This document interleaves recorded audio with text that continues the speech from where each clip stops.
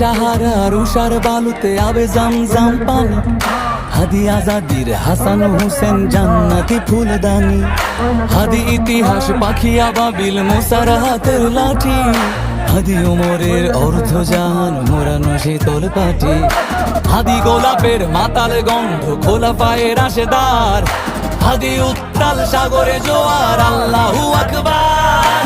আবু বকরের সিদ্দিক থেকে আলোর ঝর্ণা এনে হাদি জেগেছিল তরুণ আলীর সাহসের সুধা টেনে।